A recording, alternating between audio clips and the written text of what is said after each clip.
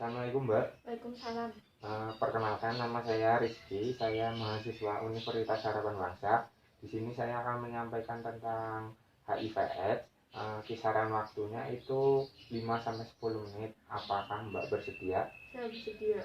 Silakan untuk menyatukan persepsi. Saya bagikan brosurnya terlebih dahulu.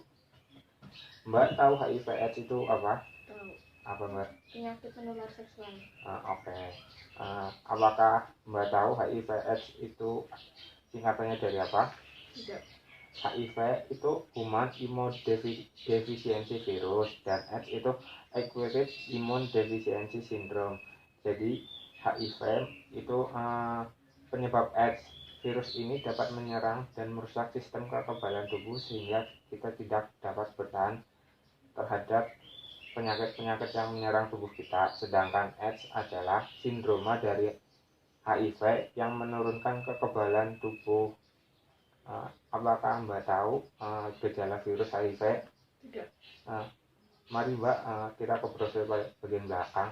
Di situ gejala virus HIV yaitu kehilangan berat badan secara otomatis, diare yang berkelanjutan, pembengkakan pada leher dan ketiak, batuk terus-menerus.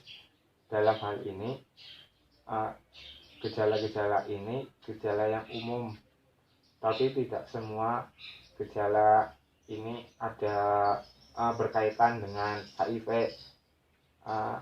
Seperti batuk terus-menerus, mungkin si pasien ada alergi atau kehilangan berat badan secara otomatis, itu tidak selalu tentang HIV.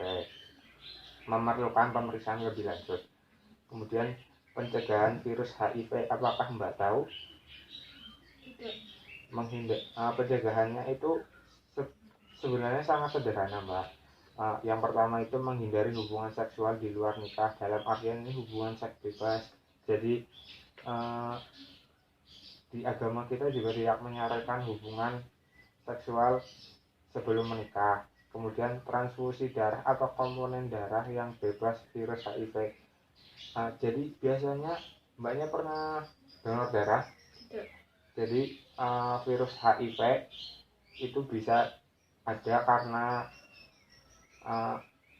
suatu darah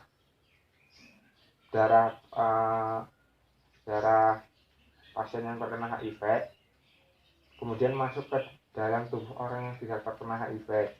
Kemudian yang terakhir itu jarum suntik, akupuntur, dan yang tidak steril. Dalam hal ini jarum suntik itu jarum bekas pakai pengguna pasien HIV. Kemudian akupuntur, Mbaknya tahu kan akupuntur, pijat yang menggunakan jarum. Nah itu juga sangat berbahaya karena biasanya jarumnya tidak disterilkan. Dan alat-alat seperti orang pasien bekas operasi yang tidak disterilkan. Kemudian kenapa sih pasien HIV bisa menularkan? Mbaknya tahu? Hubungan seks yang tidak terlindung dengan penderita HIV, penggunaan jarum suntik atau jarum tindik secara bergantian dengan orang yang terinfeksi HIV. Nah, penggunaan jarum suntik dan jarum tindik secara bergantian ini banyak sekali dilakukan di zaman sekarang. Terlebih lagi dengan banyaknya orang yang menggunakan tato, kemudian klinik-klinik di tempat-tempat yang tidak semestinya, yang menggunakan alat-alat yang tidak steril. Kemudian ibu hamil penderita HIV kepada bayi yang dikandungnya. Untuk ibu hamil ini disarankan untuk menggunakan metode kelahiran sesar dan tidak memberikan ASI kepada bayinya. Kemudian kontak darah atau luka dan transfusi darah yang sudah tercemar virus HIV. Nah, jika kita terkena kontak darah atau luka dan transfusi darah yang sudah tercemar HIV, kemungkinan besar kita sudah terkena HIV, tetapi perlu pemeriksaan lebih lanjut. Mbak, sekarang saya akan tunjukkan lebar balik dari yang tadi saya sampaikan. Saya akan menyampaikan obat-obatan HIV. Yang pertama ada PEP, obat awal jika merasa dalam 3 kali 24 jam, NNRTI, kemudian NRTI, proteasa inhibitor, N3 inhibitor.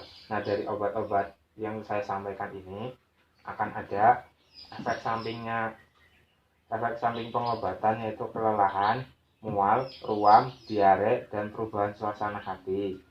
Kemudian untuk wanita hamil, pengobatan HIV, tersedia obat ARV khusus wanita hamil yang digunakan untuk mencegah penularan HIV dari ibu kepada bayinya.